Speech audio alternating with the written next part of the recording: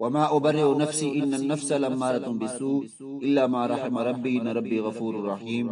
وقال الملك ائتوني به استخلص لنفسي فلما كلمه قال انك اليوم لدينا مكين امين قال اجعلني على خزائن الارض اني حفيظ عليم. سیدنا یوسف علیہ السلام کا قصہ اجمالی طور پر آپ کے سامنے عرض کر چکا ہوں. اب اس قصے سے جو نصیحتیں حاصل ہوتی ہیں وہ عرض کی جاتی ہیں.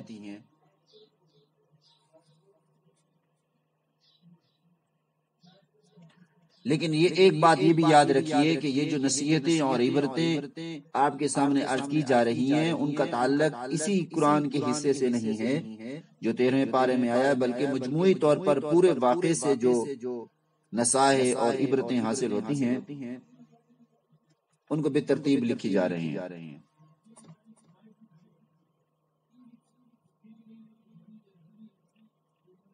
بعض اوقات مصیبت، نعمت اور راحت تک پہنچنے کا ذریعہ بن جاتی ہے. چنانچہ سیدنا یوسف علیہ السلام کے قصے کی ابتدا تو الگ پریشانی سے ہوئی. انہیں کنویں میں بے یار و مددگار ڈال دیا گیا.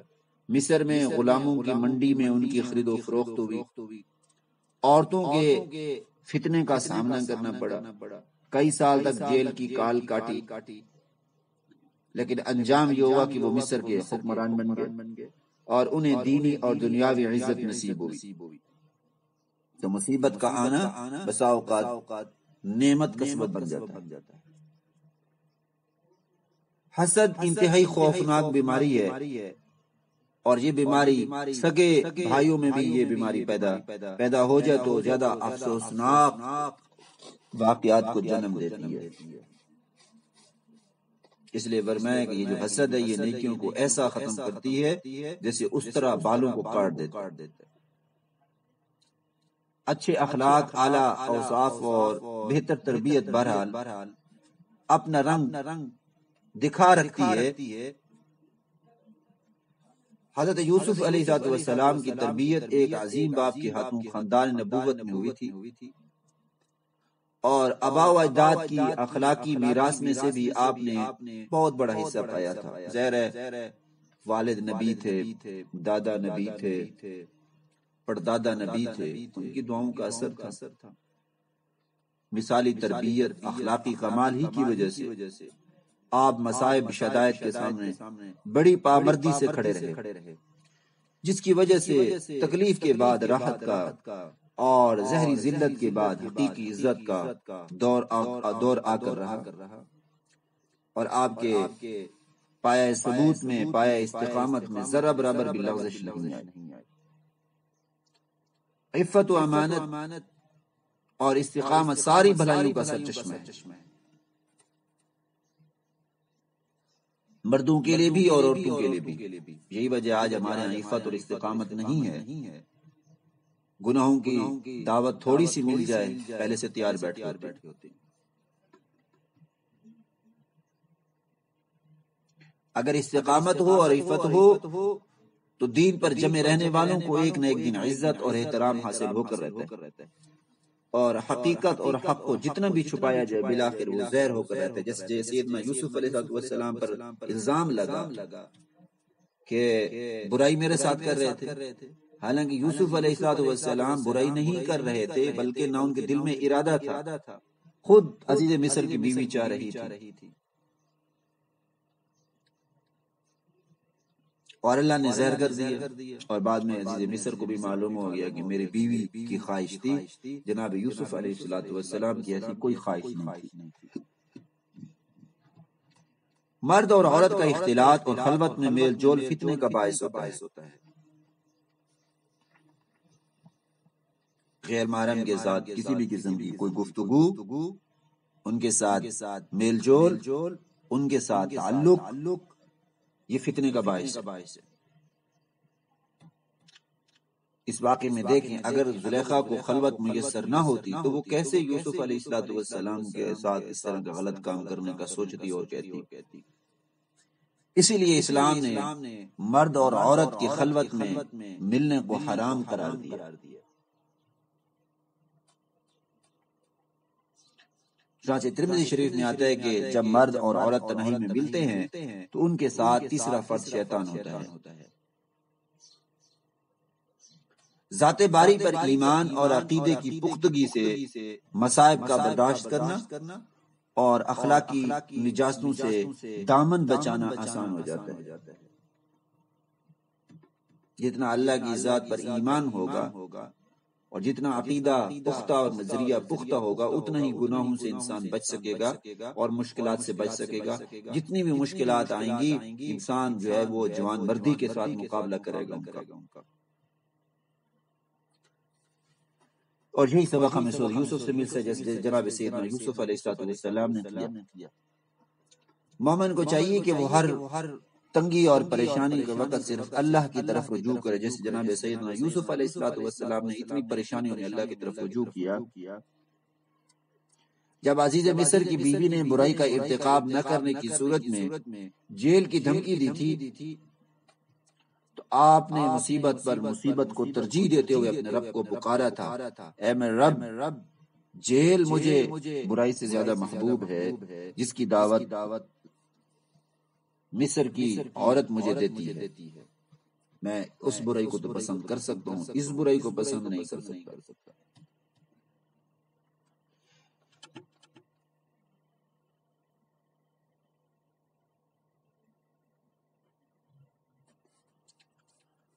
بعض اللہ والوں کے بارے میں آتا ہے کہ جب کسی مصیبت اور بیماری میں مبتلا ہونے کی وجہ سے ان سے تعزیت کی گئی تو انہوں نے جواب دیا کہ اللہ کا شکر ہے، مصیبت میں مبتلا ہوں، مصیبت میں نہیں، معصیت میں نہیں ہوں، گناہ میں نہیں ہوں، مصیبت میں ہوں، معصیت میں نہیں ہوں۔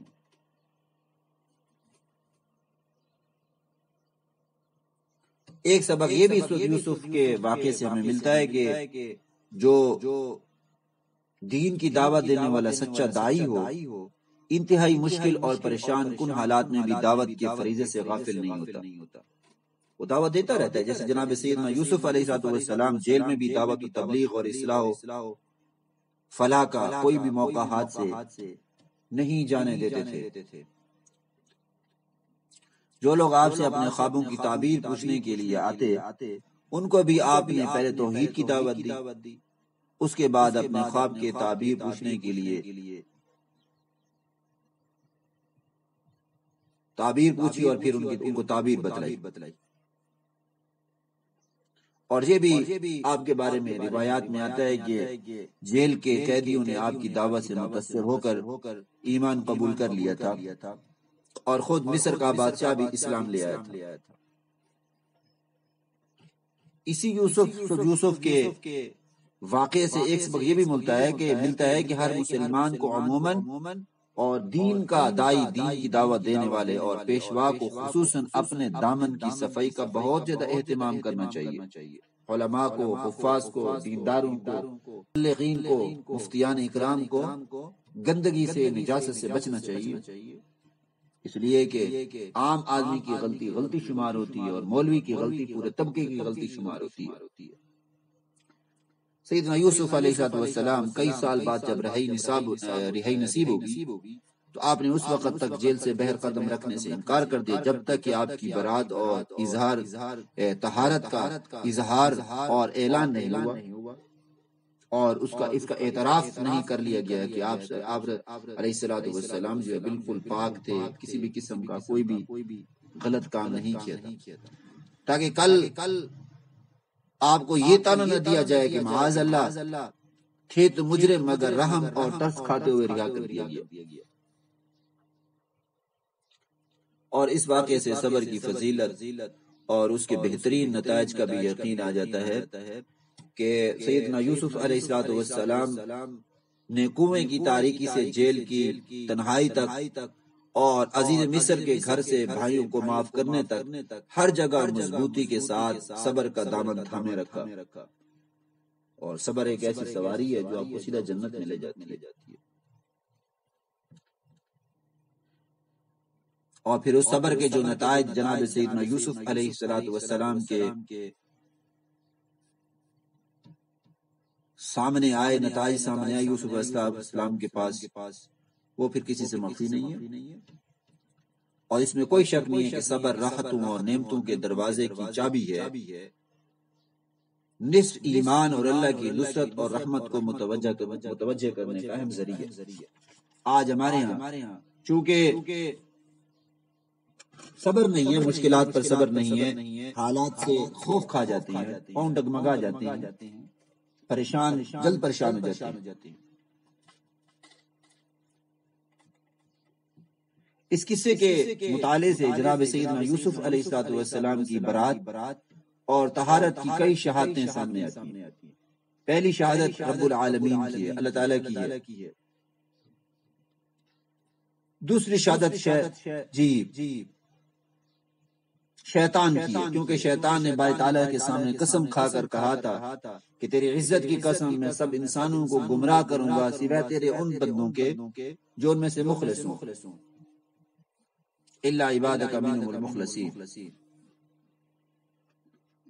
اور اس میں کوئی شک نہیں ہے کہ جناب سیدنا یوسف علیہ السلام اللہ کے مخلص اور منتخب بندے تھے، لہذا انہیں راہ راست سے ہٹانا خود شیطان کے بقول ممکن ہی نہیں تھا۔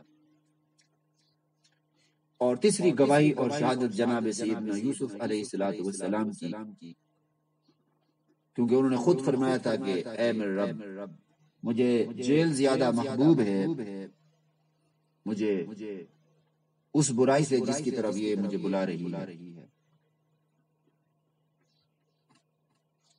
اور چوتھی شہادت جو ہے وہ خود عزیز مصر کی ہے، عزیز مصر کی بیوی کی ہے۔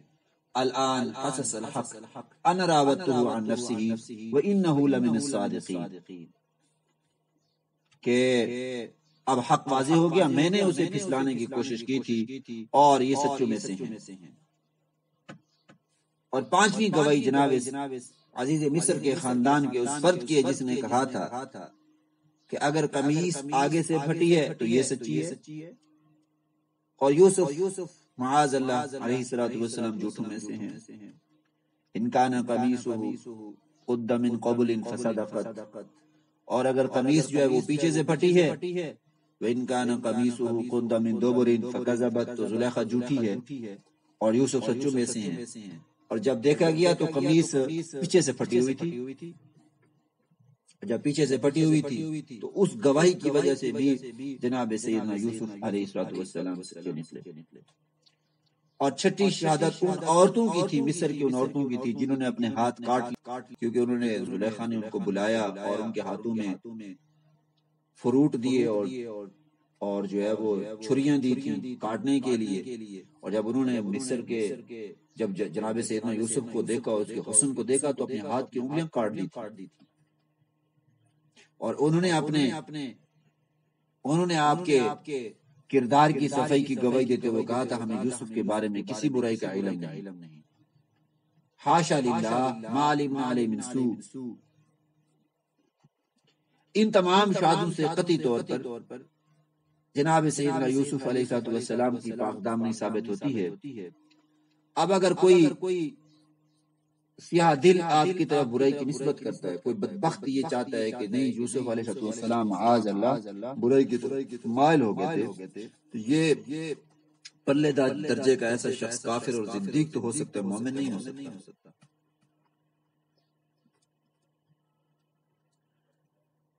بارہویں نصیحت اس قصے سے یہ حاصل ہوتی ہے کہ اللہ کسی کو تکلیف میں مبتلا کرنے کا فیصلہ کر لے تو اس کی تقدیر اور فیصلے کو کوئی ٹلا نہیں سکتا، اور اگر کسی کے ساتھ خیر اور عزت کا فیصلہ کر لے تو اسے کوئی روک نہیں سکتا۔ اب یہ کہا جائے کہ جناب جب یہ چیز تقدیر میں ہے، برائی کسی کی تقدیر میں ہے، سزا کسی کی تقدیر میں ہے، حادثات کسی کی تقدیر میں ہیں، تو کیسے بچا جا سکتا ہے؟ ایمان کیسے فائدہ دے گا اس کو جب اس کی تقدیر میں ہی کفر ہے؟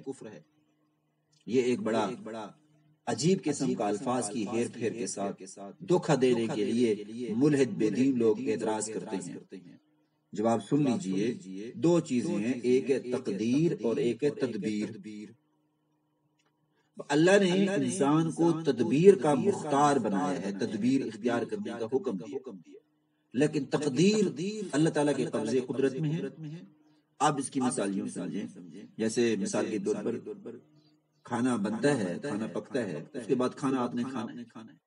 اب تدبیر یہ ہے کہ آپ کھانا کھائیں، نوالے توڑیں، نوالے بنائیں، سالن میں ڈبوئیں، منہ میں رکھیں، دانتوں کے ساتھ چبائیں، پھر وہ کھانا اندر جائے گا۔ تدبیر آپ نے کر لی، اب اللہ چاہے گا تو اس کھانے سے آپ کو طاقت ملے گی، اور وہ کھانا آپ کے لیے باعث برکت بنے گا، وہ کھانا آپ کے لیے باعث قوت بنے گا۔ اللہ نہیں چاہے گا تو وہ کھانا آپ کو تکلیف دے گا۔ تو تدبیر تو آپ کے اختیار میں ہے۔ تدبیر یہ ہے کہ آپ گھر سے جب جاتے ہیں سفر پہ تو آپ سامان سفر ساتھ لے کر جائیں، موٹر سائیکل پہ جا رہے ہیں، ہیلمٹ سر پہ رکھ لیں، اور جناب آپ دستانے پہن لیں اور ماسک منہ پہ لگا لیں، پھر آپ سفر کریں۔ اب اگر کہیں حادثہ ہو جاتا ہے، کہیں تکلیف آ جاتی ہے تو اللہ کی طرف سے ہے، کم از کم تدبیر کے درجے میں تو آپ نے سارے اسباب اختیار کیے ہوئے ہیں۔ سورۃ یوسف کا اختتام اسی آیت پر ہوا کہ ان کے قصے میں عقل مندوں کے لیے عبرت ہے۔ جناب سیدنا یوسف علیہ السلام کے قصے میں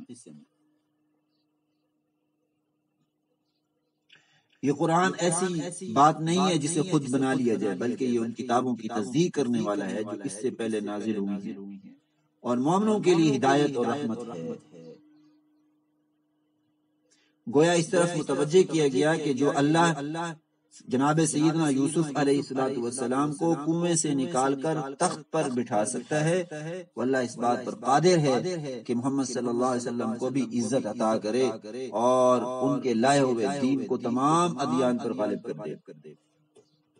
اس لیے آخر کے اندر جیسے چونکہ سورۃ یوسف مکی تھی اور آپ نے یہ سن لیا ہے کہ مکی صورتوں کا بنیادی جو مطلوب ہوتا ہے وہ تین چیزیں ہوتی ہیں، توحید، رسالت اور آخرت کے احوال، تو اسی کے متعلق ذکر کیا گیا ہے ان کے اندر، اور قصے کے اندر بھی یہی ذکر کیا گیا ہے۔ اور جناب سیدنا یوسف علیہ السلام کے قصے سے جو نصیحتیں، جو عبرتیں اور اللہ کی طرف سے جو ہمیں احکامات ملے ہیں، ہمیں ان پر عمل کرنے کی اللہ پاک توفیق عطا فرمائے، اور جناب سیدنا یوسف علیہ السلام کی طرح ہمیں زندگی گزارنے کی، ظاہر اور باطن پاک کرنے کی، مخلوق خدا کی خدمت کرنے کی، والدین کے ساتھ حسن سلوک کرنے کی توفیق عطا فرمائے۔ وآخر دعوانا ان الحمد للہ رب العالمین۔